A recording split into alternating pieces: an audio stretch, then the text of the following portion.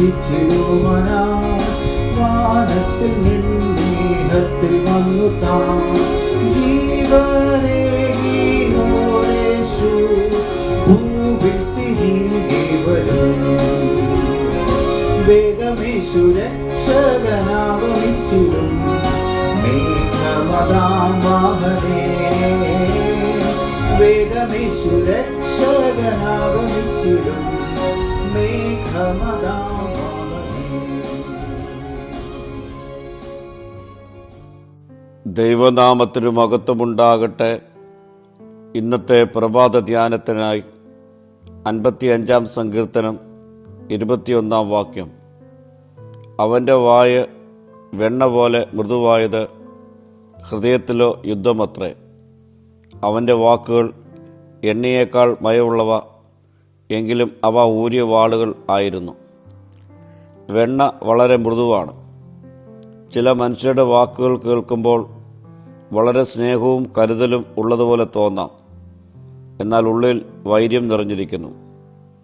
പുറത്ത് സ്നേഹം, ഉള്ളിൽ അസൂയ. ഇതാണ് വഞ്ചനയുടെ ഭീകരത. മനുഷ്യൻ നമ്മുടെ മുഖം കാണും, നമ്മുടെ വാക്കുകൾ കേൾക്കും. എന്നാൽ ദൈവം നമ്മുടെ ഹൃദയമാണ് കാണുന്നത്. വീണ്ടും വചനം പറയുന്നു, അവൻ്റെ വാക്കുകൾ എണ്ണയേക്കാൾ മയമുള്ളവ. എണ്ണ മുറിവിൽ പുരട്ടുമ്പോൾ ആശ്വാസം നൽകുന്നു.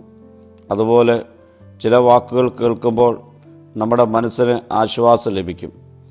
എന്നാൽ ആ മധുരവാക്കുകൾക്ക് പിന്നിൽ വഞ്ചനയുണ്ടെങ്കിൽ അതേ വാക്കുകൾ പിന്നീട് വലിയ മുറിവുകളായി മാറും. എങ്കിലും അവ ഊരിയ വാളുകളായിരുന്നു.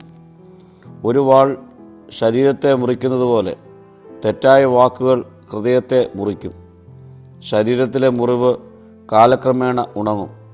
എന്നാൽ വാക്കുകൾ കൊണ്ട് ഉണ്ടാക്കുന്ന മുറിവ് വർഷങ്ങളോളം ഹൃദയത്തിൽ കിടക്കും. അതുകൊണ്ട് നമ്മുടെ നാവ് ദൈവത്തിന് സമർപ്പിക്കാം. നമ്മുടെ വാക്കുകൾ വാളുകളാകാതെ ഔഷധമാകട്ടെ. മുറിപ്പെടുത്തുന്നതിന് പകരം സൗഖ്യമാക്കട്ടെ. നിരാശപ്പെടുത്തുന്നതിന് പകരം പ്രോത്സാഹനമായി തീരട്ടെ. നമ്മെ വഞ്ചിച്ചവരെയും വേദനിപ്പിച്ചവരെയും ദൈവത്തിൻ്റെ കരങ്ങളിൽ ഏൽപ്പിക്കാം. ദാവീദിനെ പോലെ നമ്മുടെ വേദന ദൈവത്തോട് തുറന്നു പറയാം. മനുഷ്യരുടെ വാക്കുകൾ വഞ്ചിച്ചാലും ദൈവത്തിൻ്റെ വാഗ്ദാനങ്ങൾ ഒരിക്കലും വഞ്ചിക്കുകയില്ല. അതിനാൽ ഇന്ന് നമുക്കൊരു തീരുമാനമെടുക്കാം. എൻ്റെ വായിൽ നിന്ന് മധുരമുള്ള വാക്കുകളും എൻ്റെ ഹൃദയത്തിൽ നിന്ന് ശുദ്ധമായ സ്നേഹവും പുറപ്പെടും.